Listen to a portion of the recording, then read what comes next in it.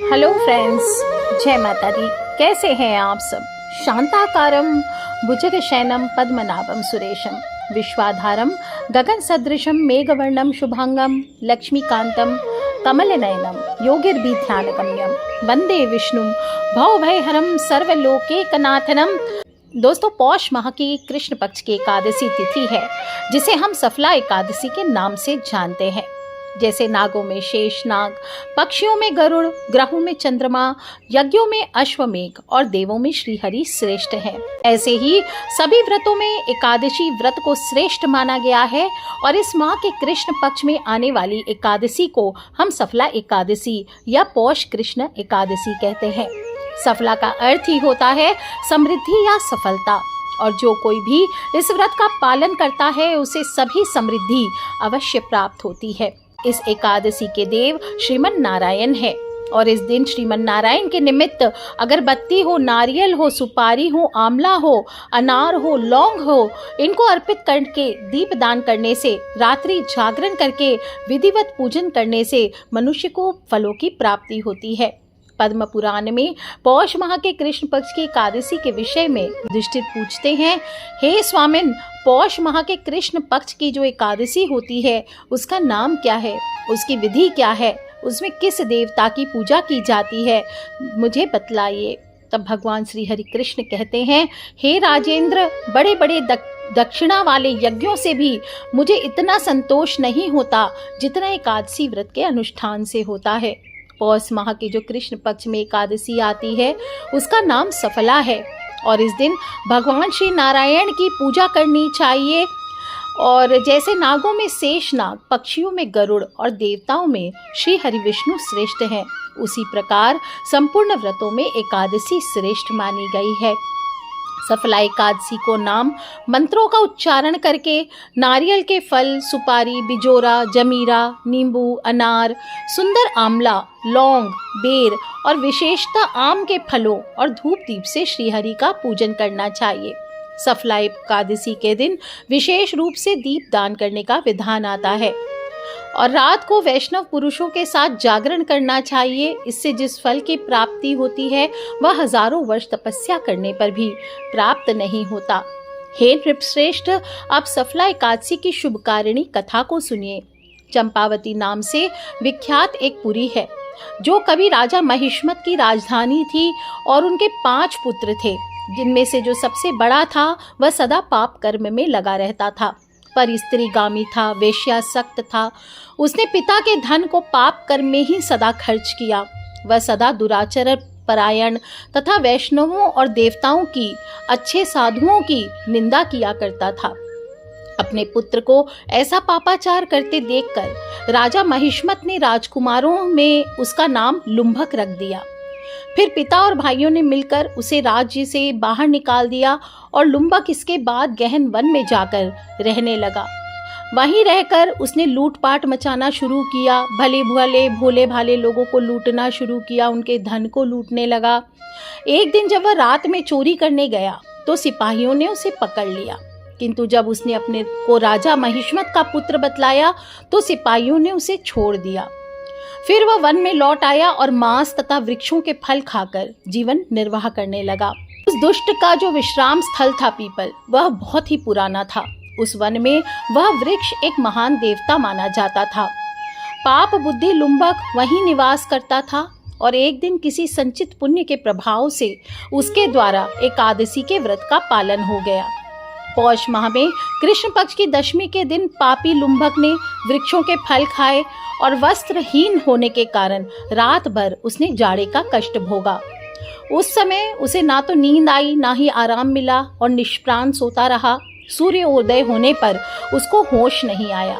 सफला एकादशी के दिन पूरे दिन लुम्भक बेहोश पड़ा रहा। दोपहर होने के बाद उसे चेतना प्राप्त हुई। फिर इधर उधर दृष्टि डालकर जब वह आसन से उठा और लंगड़े की भांति लड़खड़ाता हुआ वन के भीतर गया, भूख से दुर्बल और पीड़ित हो रहा था। हे राजन, लुम्बक बहुत से फल लेकर जब तक विश्राम स्थल पर लौटा तब तक सूर्य देव अस्त हो गए। तब उसने उस पीपल वृक्ष की जड़ में बहुत से फल निवेदन करते हुए कहा, इन फलों से लक्ष्मीपति भगवान विष्णु ही संतुष्ट हो।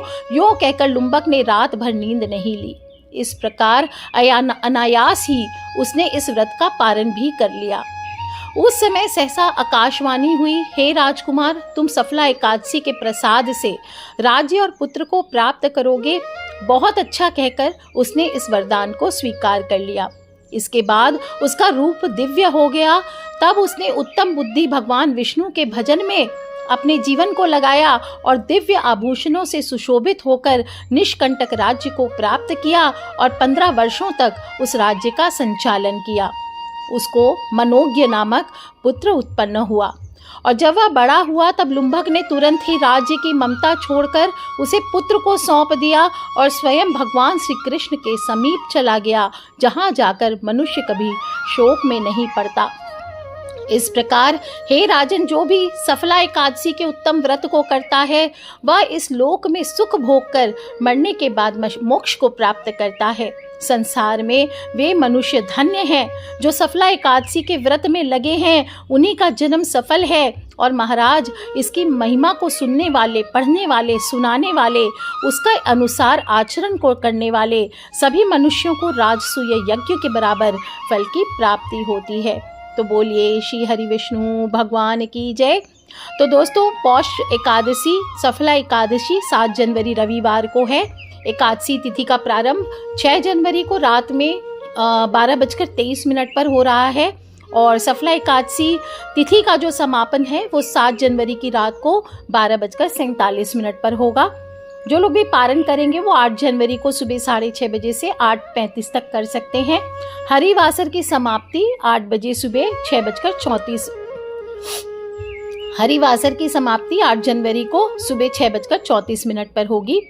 एकादशी व्रत करने वालों को दशमी तिथि से ही नियमों का पालन करना चाहिए। मांस, मदिरा, प्याज, लहसुन आदि का सेवन ना करें। मसूर की दाल का सेवन ना करें।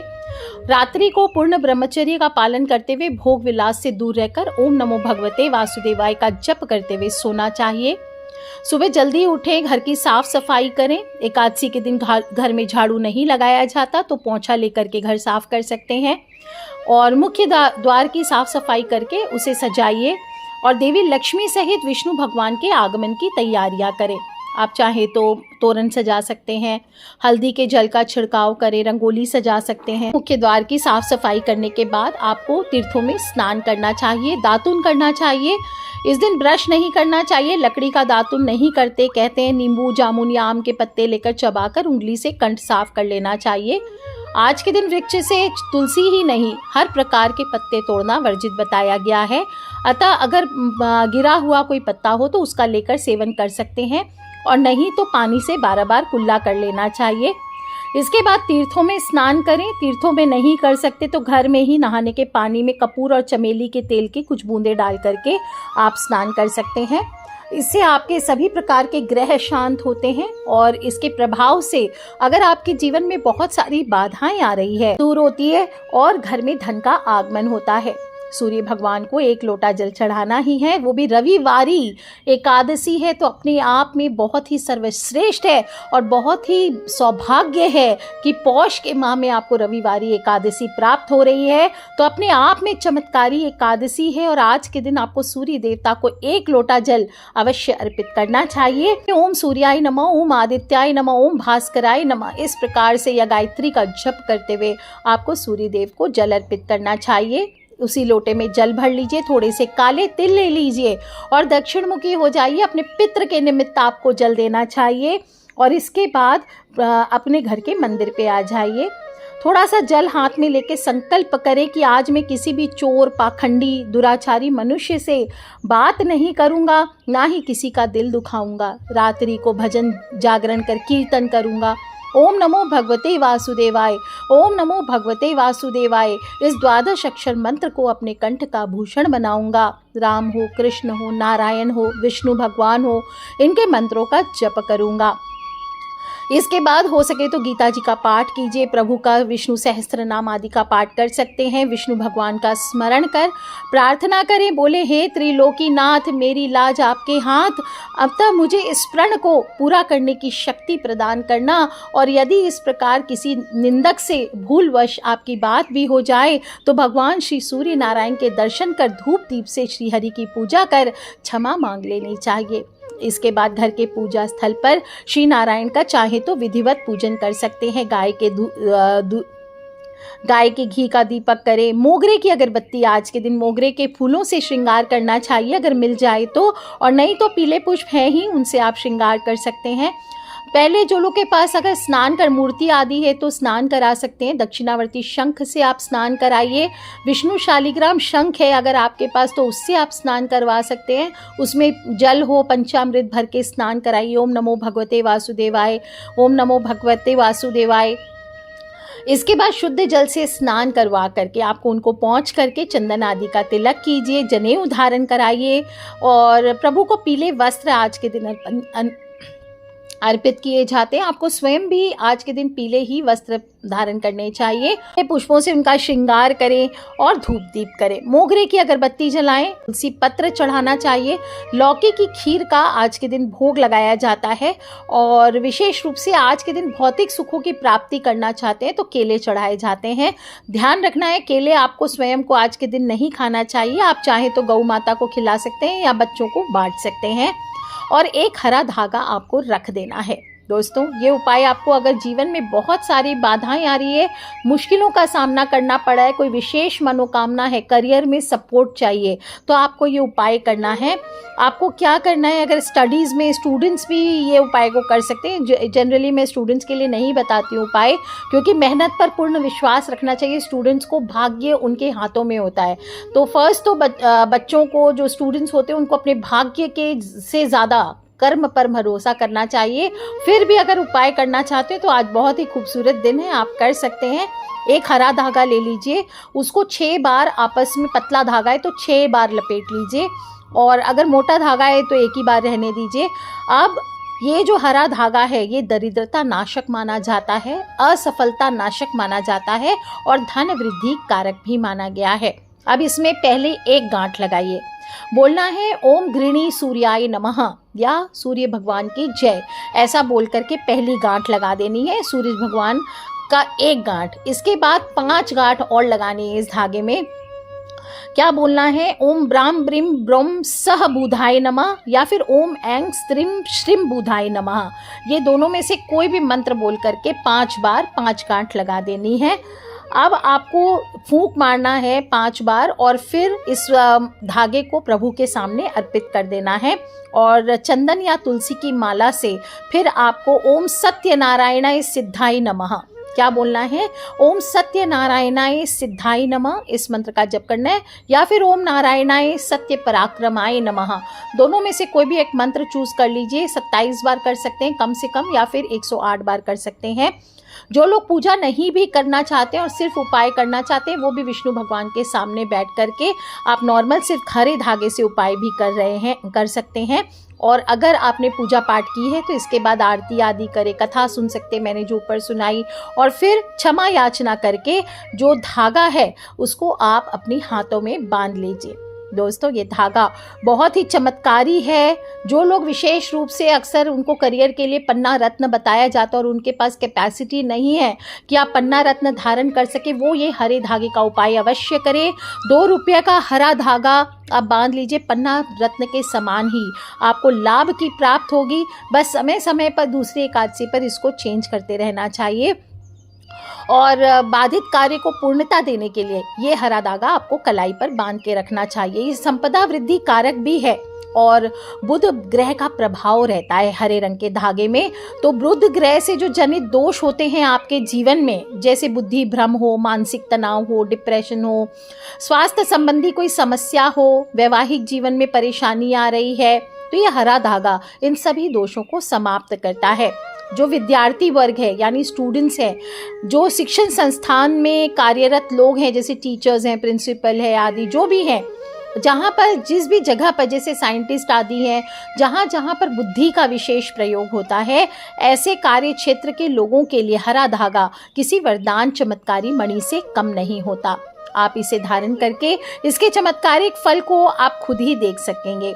ये विशेष रूप से जिनके वैवाहिक जीवन में समस्या आ रही है, या विशेष रूप से किसी आप बहुत लंबे समय से किसी से रिलेशन में थे, बिना किसी गलती के वो आपको छोड़ के चले गए हैं, आप वापस प्राप्त करना चाहते हैं, या किसी पर्टिकुलर लड़के या लड़की से आप विवाह करना चाहते हैं, आपके पति या पत्नी आपकी मान सम्मान इज्जत नहीं करते, आपको दुत्कारते हैं, हर समय आप दोनों में लड़ाई झगड़े होते हैं, इस प्रकार से अगर आपके वैवाहिक जीवन में समस्याएं हैं तो इस धागे को लेकर के शाम को आपको तुलसी मैया के पास जाना चाहिए और वहाँ पर इनको आप सटा दीजिए। धागे को वहाँ पर आप चाहें तो बांध भी सकते हैं थोड़ी देर के लिए, और एक दीपक वहाँ जला दीजिए। और फिर बाद में थोड़ी देर बाद जो भी पुरुष है ये उपाय को करें, या जो भी अविवाहित कन्या किसी विशेष को पाने की मनोकामना से ये उपाय कर रहे हैं, तो वो जो पुरुष है वो दाहिने हाथ में, जो लड़कियां हैं वो बाएं हाथ में इसको बांध लीजिए। बांधने के पहले अपने सिर से 3 बार सीधी दिशा में इसे ज़रूर घुमा लीजिए।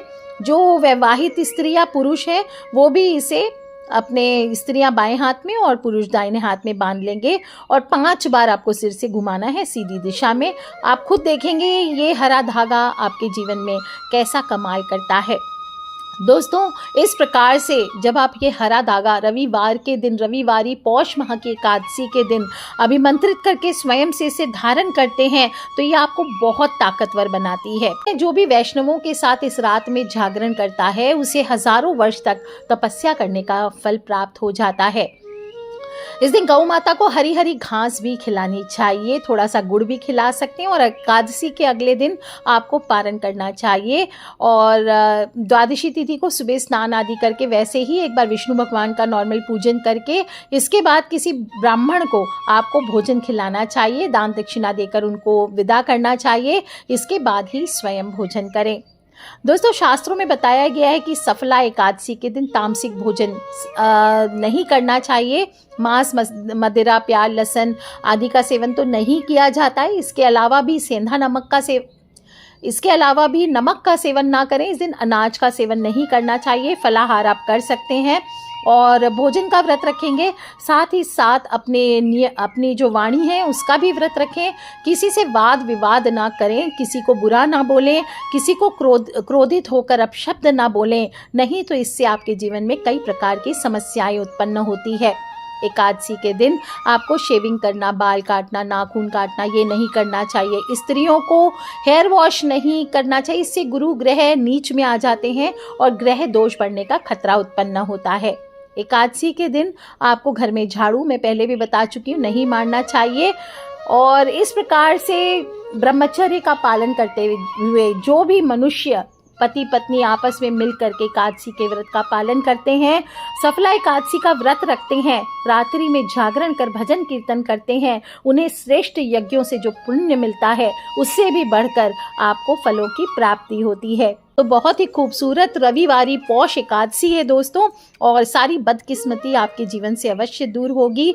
परेशान हो रहे हैं बहुत ज़िंदगी में, बदकिस्मती पीछा नहीं छोड़ रही, तो इस हरे धागे को उपाय को स्वयं भी करें। और आपको लगता है कि आपके फ्रेंड्स, फैमिली, मम्मी पापा, भाई बहन, बच्चे कोई लोग भी इस तरह से भुगत रहे हैं, तो उन सभी से इन छोटी छोटी बातों को शेयर करते रहा करें, क्योंकि हमें नहीं पता कौन सा उपाय कब किसकी लाइफ बदल दे।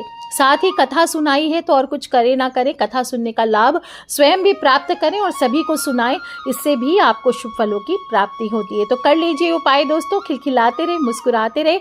आप सभी को सफला एकादशी की हार्दिक हार्दिक शुभकामनाएं। आज के लिए इतना ही। Take care friends, love you all. जय माता दी, बम बम भोलेनाथ की जय, कराश शेरावाली दा बोल, सांची दरबार की जय, विष्णु भगवान की जय, लक्ष्मी मैया की जय।